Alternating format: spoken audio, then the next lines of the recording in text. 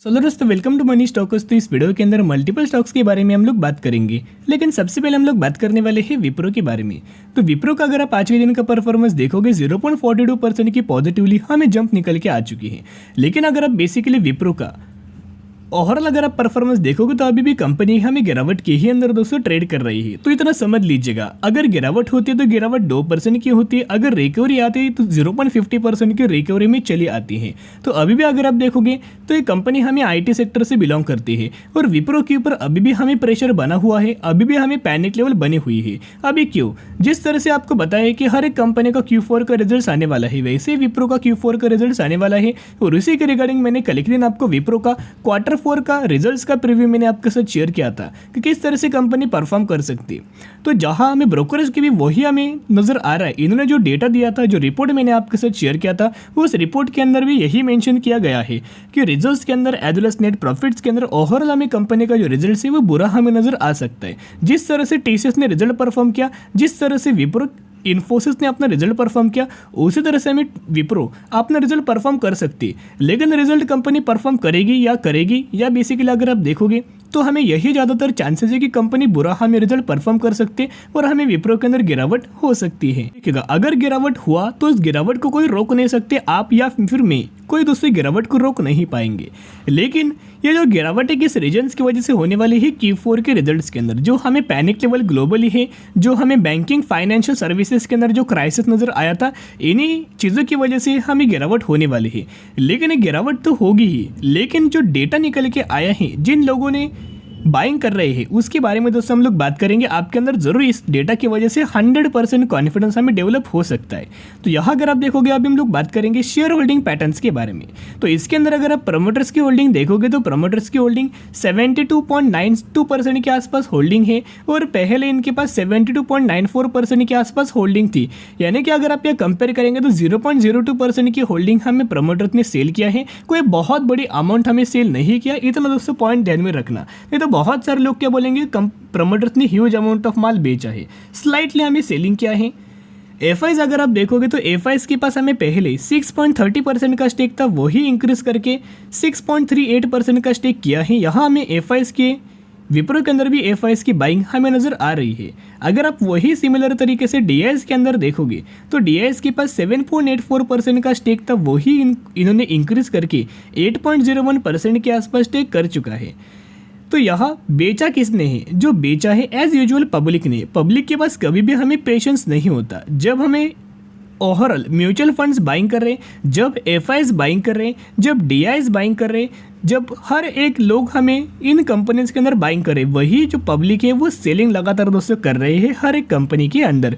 तो यही लोग पैनिक लेवल इंक्रीज करते हैं और इनके पैनिक लेवल कौन इंक्रीज करता है? Brokerage firm. तो आपको कभी भी ब्रोकरेज फर्म के ऊपर दोस्तों अपना डिसीजन नहीं लेना चाहिए बाइंग करने के लिए और सेलिंग करने के लिए। जो भी आप डिसीजन लेना चाहते हो, खुद के ऊपर डिसीजन लेना, खुद कंपनी के बारे में स्टडी करना, एनालिसिस करना और खुद जाके डिसीजन ले सकते हो। तो जिसकी वजह से अगर आप देखोगे पब्लिक के पास 12.73% की होल्डिंग थी, वही इन्होंने बेच के 12.51% की होल्डिंग कर चुके हैं। यानी कि पब्लिक ने हमें बेचा है और जो पब्लिक ने बेचा है वही एफआईज ने और डीआईएस ने बाइंग किया है। तो यहाँ दोस्तों अगर आप एक और अपडेट्स देखोगे तो बहुत ही गुड न्यूज हमें अपडेट्स निकल के आ रहे, बहुत ही शानदार तरीके से खबर है। इस न्यूज़ के चलते भी आपके अंदर हमें कॉन्फिडेंस बढ़ सकता है। तो आप देख सकते हो Wipro, Infosys, Adani firm, Asian paint, HDFC bank and more LIC raise stake in these 40 stock ahead of Q4 results। तो बेसिकली अगर आप देखोगे इन्फोसिस के अंदर, विप्रो के अंदर, अदानी फर्म के अंदर एंड एशियन पेंट्स के अंदर, एचडीएफसी बैंक के अंदर हमें LIC की बहुत बड़ी खरीदारी नजर आई है।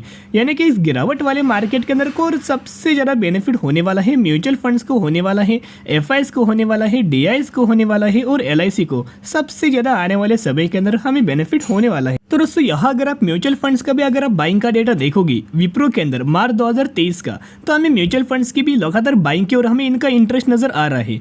86 म्यूचुअल फंड्स की बाइंग एंड 35 म्यूचुअल फंड्स की सेलिंग हमें बेसिकली विप्रो के अंदर दोस्तों नजर आ रही है। लेकिन जो कंपनी अपना जो फाइनेंशियल जो प्रोवाइड करती है हर एक क्वार्टर के अंदर, हर एक साल, उसके अंदर हमें फॉल आने के कारण की वजह से ही हमें विप्रो के अंदर इतना ह्यूज अमाउंट, तो पिछले एक सालों से हमें गिरावट नजर आई। ऑलमोस्ट हमें 33% के आसपास कंपनी गिर चुकी है। लेकिन जो गिरावट जो हमें नजर आ रही है वो शॉर्ट टर्म बेसिस के ऊपर होने वाले हैं। लंबे समय के लिए अगर आप देखोगे कंपनी का जो प्राइस है अप साइड हमें मूव होते नजर आएगा। सिर्फ शॉर्ट टर्म में आपको पैनिक लेवल होने वाले हैं। अभी आपके ऊपर दोस्तों डिसीजन है, अगर आपको इस कंपनी के अंदर बाइंग करना है, अगर आपको लगता है कि आने वाले समय के अंदर कंपनी मुनाफा देगी तो ही निवेश करना। मेरा तो इतना व्यू, जितना हमें विप्रो के अंदर दोस्तों गिरावट हो उतना इस कंपनी के अंदर लगातार बाइंग करना। अपने पोर्टफोलियो के अंदर डिस्काउंटेड प्राइस के अंदर विप्रो को ऐड करेंगे तो ही आपको आने वाले 10 सालों में, आने वाले 15 सालों में कंपनी एक बड़ी वेल्थ हमें क्रिएट करके दे सकती है। तो इतना पॉइंट ध्यान में रखना, जितना गिरावट हो उतना बाय ऑन स्ट्रेटेजी अप्लाई कर सकते हैं। तो अभी हम लोग बात करने वाले हैं वरुण बेवरेज के बारे में। तो वरुण बेवरेज का अगर आप बेसिकली आज के दिन परफॉर्मेंस देखोगे तो ऑलमोस्ट हमें 4% के आसपास, 3.5 से लेकर 4% के आसपास गिरावट हमें वरुण बेवरेज के अंदर नजर आई। अब ये जो गिरावट है, गिरावट क्यों हो रही है? बेसिकली कंपनी के अंदर गिरावट का होने का कोई हमें बड़ा रीजन नहीं है। कोई भी कंपनी के अंदर गिरावट होती है तो कोई ना कोई रीजन होता है, लेकिन वरुण बेवरेज के अंदर अभी तक हमें कोई भी रीजन सामने नहीं आया और आ भी नहीं सकता, क्योंकि कंपनी फंडामेंटली दोस्तों बहुत ही ज़्यादा स्ट्रांग है। ये जो गिरावट है, ये गिरावट किस वजह से हो रही है? जो ब्रोकरेज फर्म ने बहुत ज़्यादा पैनिक लेवल इंक्रीज किया है कि हमें वरुण बेवरेज के अंदर हमें सेल रेटिंग दिया था। तो अगर कोई भी ब्रोकरेज फर्म कंपनीज के अंदर अगर सेल रेटिंग देगा तो पब्लिक इस न्यूज़ को देख के हमें सेलिंग करेंगे और इसी की वजह से सेलिंग प्रेशर हमें जनरेट होगा और हमें उस स्पेसिफिक कंपनी के अंदर गिरावट हो जाती। लेकिन दोस्तों यहाँ अगर आप देखोगे एक दिन पहले हमें बहुत अच्छा खासा अपडेट्स आया है, FIS बाय टाटा मोटर्स, इंडसन एंड वरुण बेवरेज। तो बेसिकली FIS की खरीदारी हमें टाटा मोटर्स के अंदर हो रही है, वरुण बेवरेज के अंदर हो रहा है और इंडसन के अंदर हमें देखने को मिल रही है। और आपको पता ही समर महीना दोस्तों स्टार्ट हो चुका है। तो वरुण बेवरेज का बिजनेस क्या है? कोल्ड ड्रिंक्स के अंदर हमें कंपनी का बिजनेस है। तो बेसिकली पेप्सिको हुआ, कोको कोला हुआ, तो इस कंपनी ये प्रोडक्ट्स हमें इंडिया के अंदर सेल करने का कंपनी के पास लाइसेंस है और दूसरी कोई भी कंपनी इस तरीके से प्रोडक्ट्स हमें इंडिया के अंदर सेल नहीं कर सकती। तो जो आप प्रोडक्ट दोस्तों 100% समर महीने के अंदर आप यूज करते होंगे, वही प्रोडक्ट्स अगर आप हर एक दिन बाइंग करते हैं तो डायरेक्ट और इनडायरेक्टली आप इस कंपनी को बेनिफिट दे रहे हो या फिर आप इस कंपनी के फाइनेंशियल्स को सपोर्ट कर रहे हो।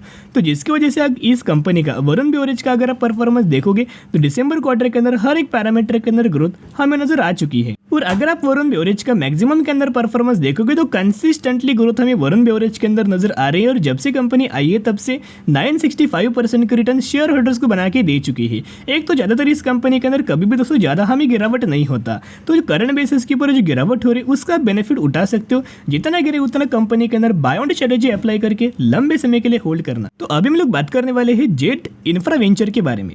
तो यही वो कंपनी है जिसके अंदर 1:1 रेशियो के अंदर आपको बोनस का बेनिफिट मिलने वाला है। तो अगर आपके पास इस कंपनी के 100 शेयर होंगे तो 100 के बदले 100 आपको बोनस शेयर दिया जाएगा और यही आपके पास टोटल आपके पास हो जाएंगे 200 शेयर। तो इसी रेशियो के अंदर, इसी कंपनी के अंदर हमें बोनस का दोस्तों बेनिफिट आपको मिलने वाला है। सिर्फ कंपनी 44 रुपीज़ के ऊपर हमें ये कंपनी ट्रेड कर रही है और इस कंपनी के बारे में निवेश करने से पहले एनालिसिस करना, स्टडी करना और अगर आपको लगे कि आने वाले फ्यूचर में कंपनी रिटर्न दे सकती है तो ही दोस्तों निवेश करना। सिर्फ हमें कंपनी से रिगार्डिंग अपडेट्स आए तो वही अपडेट्स मैंने आपके साथ कवर अप कर चुका हूँ। तो चलिए दोस्तों आज के लिए इतना ही। अगर आपको वीडियो पसंद आए जरूर चैनल को लाइक एंड सब्सक्राइब कर सकते हैं।